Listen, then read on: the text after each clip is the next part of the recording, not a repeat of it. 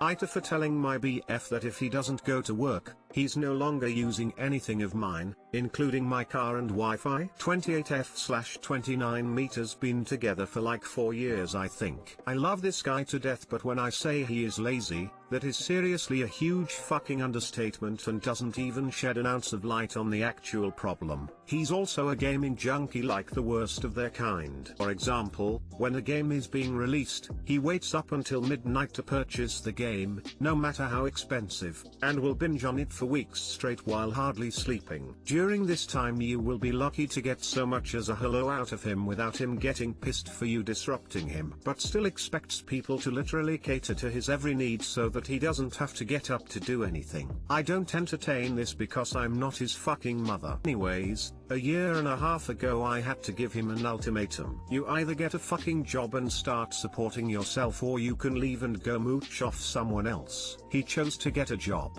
Lasted a month before he quit. Found another job 2 months later, lasted 2 weeks and quit. He was unemployed for 11 months when he finally landed this job in September. Assassin's Creed was just released, 2 weeks ago, and he started calling out every single day. Started staying up until 4 AM playing his game, would sleep until 8 to 10 AM and then be right back at it while asking me to cook and cater to him. Yesterday I unplugged and hit his Xbox. I knew he was going to call out and jump on his game. As I suspected, that's exactly what he tried doing. He picked a fight with me, said he hated working and I was forcing him to waste away his life. Claimed he was depressed, though that's the first I've heard of it. He then tells me to get off my lazy ass and do something for once. I told him to leave. He takes my car because his is on its last leg, his words. He's not in work clothes, so I know he wasn't going to work. I texted him and said, if you aren't going to work, bring my car back.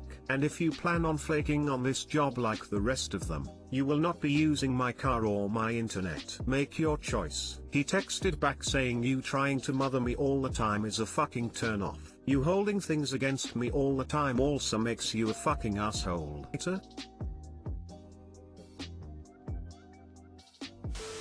NTA. Why are you with this guy? It sounds more like you are mothering a child rather than being an equal partner in a relationship. Your boyfriend has an addiction if he's depriving himself of sleep to play games constantly. You could tell him that he needs to seek therapy or leave, but you've already issued a similar ultimatum once. Blew his one chance. Don't continue to let him freeload off you.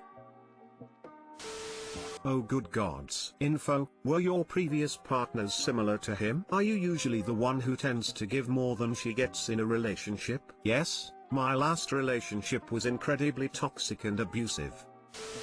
NTA, but girl, follow through with that ultimatum. He's lazy and never going to change. I'm starting to see that, honestly. You seem like you're looking for permission to dump him. Do it. You have all our permission. Spending 4 years on this shit show does not mean you have to spend any more. Doesn't respect you. He doesn't help with chores because he doesn't want to. He doesn't help financially because he doesn't want to. I don't care how funny he is or how good he is in bed when he's not glued to a console. Does he have a sibling you can talk to? Or maybe there's a mutual friend. You might need backup when you kick him out. We're all rooting for you, op.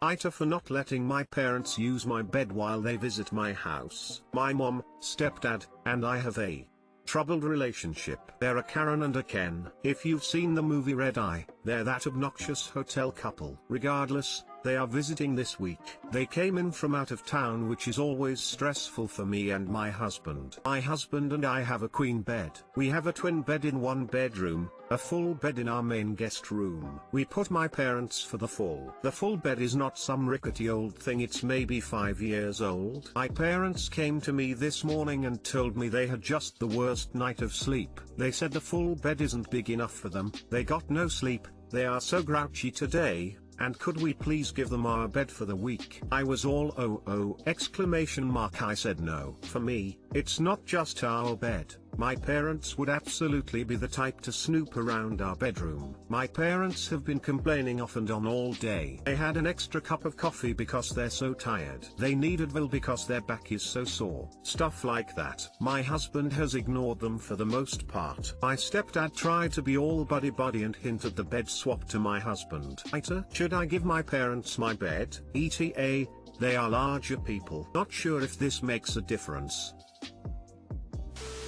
NTA, this is your house and your bed. I'm sure they don't offer you their bed when you visit. They shouldn't expect you to, but they are obviously entitled. Tell them they have 3 choices. 1. Deal with the full-size bed. 2. One of them sleeps in the full and the other in the twin. 3. They pay for a hotel room. Of course, number 4 would be that they never bring their entitlement to your doorstep again. I'm about to suggest number 2 the next time they complain. Exclamation mark.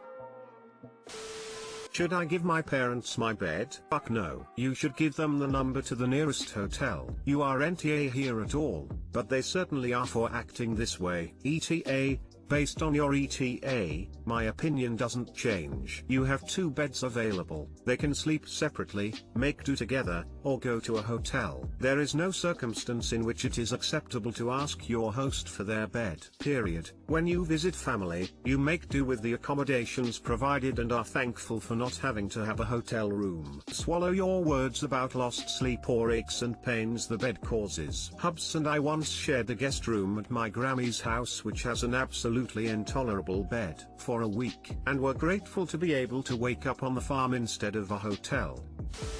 NTA, they said the full bed isn't big enough for them, they got no sleep, they are so grouchy today, and could we please give them our bed for the week? Oh, you know what? I just read how sleeping on a nice, hard floor is supposed to do wonders for your back and leave you feeling refreshed and rejuvenated. Let me help get you set up. NTA, if the bed isn't big enough for the 2 of them, one of them can go in the twin.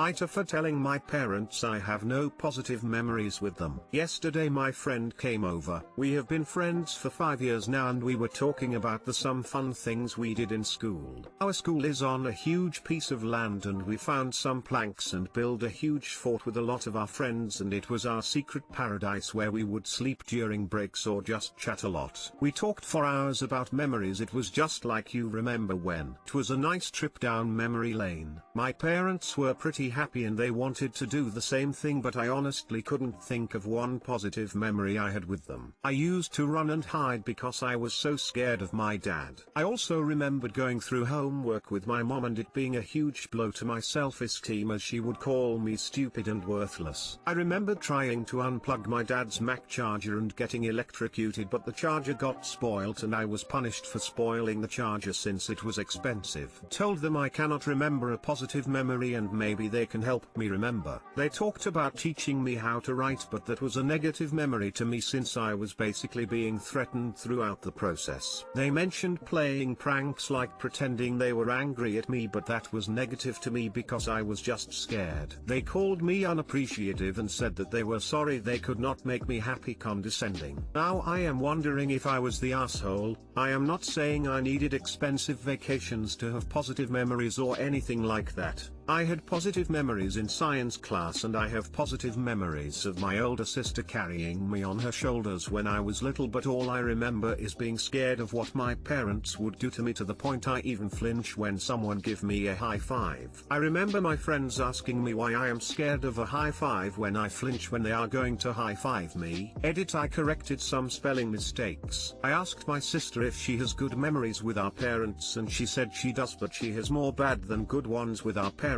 She also mentioned that she only remembered them because of random things like seeing the Nokia logo reminded her of our parents setting up her first phone, and when she heard some Daft Punk songs it reminded her of us in the car going to visit our grandma. Thank you for the awards and the responses.